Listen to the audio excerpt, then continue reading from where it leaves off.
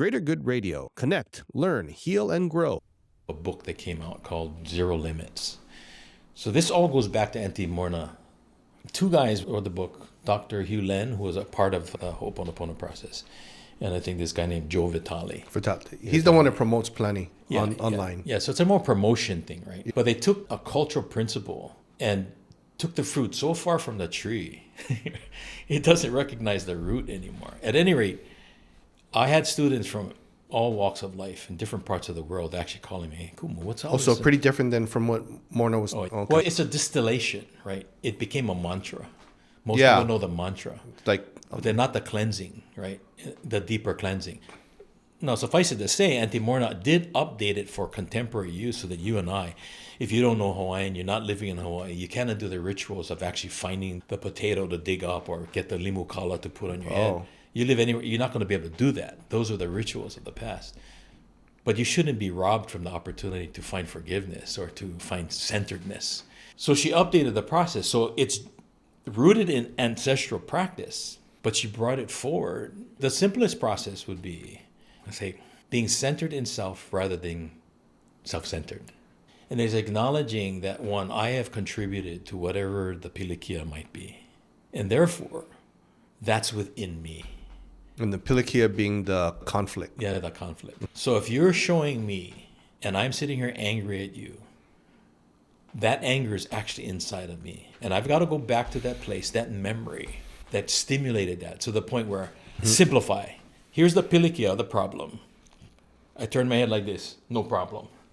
So that's what's happened. This mantra is turn your head. Because now I'm focusing on, I could say anything, rice, coffee. If I say it long enough, I redirect my focus from this. I'm not cleaning it up. I'm not changing it. More so, I'm not changing me. So what it means is that every time I turn like this, eventually I'm going to come around and see you again. And or someone So it's not really doing what it's supposed to be doing. Right. It's like just symptoms versus the actual root issue. Right. If people find comfort in something like that, great, keep doing it.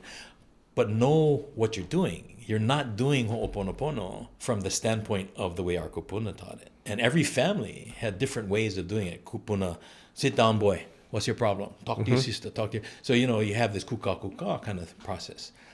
Auntie Morrnah was bringing it to the world so that you could do Ho'oponopono with yourself. Because the kupuna that you're having problem with, the friend, the person, they're gone already. And you're carrying around all this pilikia. You have to let it go. How do you do that? And how do you let them go too? So that's the process. But when we start taking it into what we call mantras, and Auntie Morrnah actually cautioned about that, the ritual, right? Because then something's missing because you're not actually doing the cleansing. And the oversimplification would be if you and I had a pile of dirt sitting on this table, right? And I have to cleanse it to get rid of it. I'm suggesting that's not cleansing. That's just refocusing my attention away from something that's painful, which is what happens to people. You have a bad relationship. You leave the relationship. It's like a bypass. It is. Or kick it down the road. Yeah. And some of us do it for generations. We do it culturally, right? So 100 years later, my descendants are having the same problem because I chose not to deal with it now, called it something else, and now we have multi-generational trauma. When in reality, it's my trauma. It's not my ancestors' trauma. They had all that happen to them, but I'm living it now. So it doesn't matter how many years. It could be yesterday, it could be 1,000 years. It's happening now.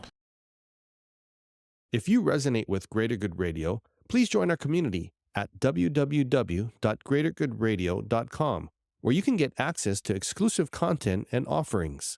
Hope to see you soon.